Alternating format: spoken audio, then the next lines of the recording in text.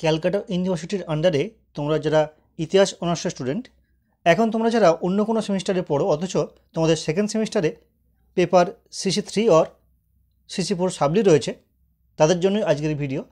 দেখে নাও, এখানে CC3 সাবলি suggestion 2024 already কিন্তু আমি আপলোড করে দিয়েছি। আজ দেখে নেব পেপার CC4 সাবলি সাজেশন 2024। তো দুটো পেপারের সাজেশন অলরেডি আমি দিয়ে দিলাম, তোমরা তোমাদের মতো করে দেখে নিও। তো তোমাদের যাদের CC4 পেপারের সাবলি রয়েছে তাদের জন্য আজকের ভিডিওটি অত্যন্ত গুরুত্বপূর্ণ ভিডিও। তোমরা জানো যে তোমাদের এই পেপারের কোশ্চেন হয় বিভাগ ক, খ এবং গ। তো আমি বিভাগ খ এবং গ এ দুটো আলোচনা করছি, যেটা কিনা অপশান হিসেবে থাকে, যে কোনো একটা করতে হয়, ক কিংবা খ। গটা কম্পালসারি। তো খ বিভাগের জন্য তোমাদের দেখো আমি কোশ্চেন রেখেছি এবং গ বিভাগের জন্য রেখেছি।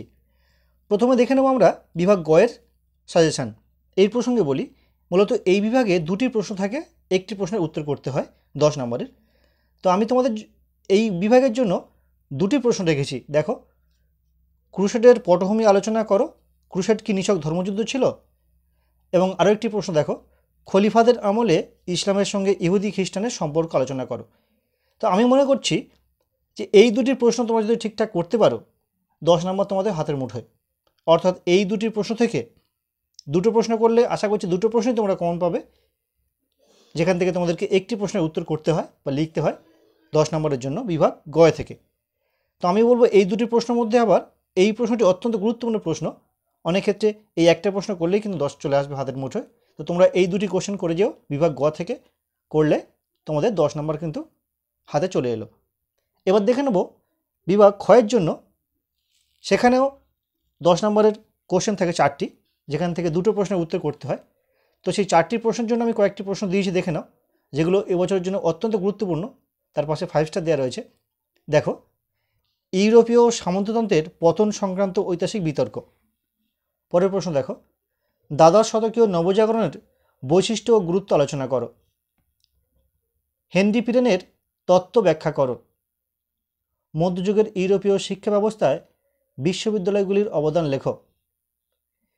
ইউরোপীয় সামন্ততন্ত্রের মূল বৈশিষ্ট্য কী ছিল? তো দেখো, আমি এই 5টি প্রশ্ন দিলাম, এই 5টি প্রশ্ন তোমরা ঠিকঠাক করে করো। আশা করছি এখান থেকে তোমরা দুটো প্রশ্ন কমন পেয়ে যাবে। এমনকি এই প্রশ্নগুলি করলে তোমরা 5 নম্বরের জন্য কিন্তু অনেকগুলো কোশ্চেন কমন পাওয়ার সম্ভাবনা রয়েছে। তো দেখো, এই 5টি আর উপরে 2টি 7টি কোশ্চেন করলে কিন্তু তোমরা 30 নম্বর কিন্তু পেয়ে গেলে, এটা আমি মনে করছি। এবার দেখে নেব আমরা 5 নম্বরের জন্য গুরুত্বপূর্ণ প্রশ্নগুলি। দেখো, 5 নম্বরের জন্য যে প্রশ্নগুলি এবছর অত্যন্ত গুরুত্বপূর্ণ, বিশেষ করে সাবলির জন্য। প্রথম প্রশ্ন দেখো, ম্যানর ব্যবস্থার গুরুত্ব আলোচনা করো। এই প্রশ্নটি ধরে নিতে পারো যে পড়ে গেছে, তাই দেখো আমি এটা 5 স্টার দিয়েছি। পরের প্রশ্ন দেখো, ক্রুসেডের তাৎপর্য ব্যাখ্যা করো।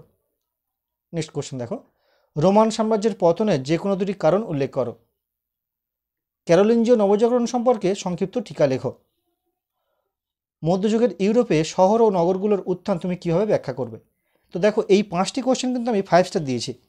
এই 5টি কোশ্চেন তোমরা অবশ্যই করে যাও। এই যে 5টি কোশ্চেন দেখো 5 স্টার দেওয়া রয়েছে।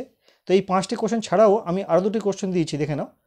হজরত মোহাম্মদের আমলে ইসলামের সঙ্গে ইহুদিদের সম্পর্ক ব্যাখ্যা করো এবং মধ্যযুগে ইউরোপে জাদুবিদ্যা সম্পর্কে টিকা লেখো। তো এই 7টি কোশ্চেন করলে এবং 10 নম্বরের যেগুলি বললাম সেগুলি করলে আশা করছি তোমরা 100তে 100% কোশ্চেন কমন পেয়ে যাবে, এটা আমি মনে করছি। এমনটি আগেও হয়েছে, আশা করছি এবারেও হবে।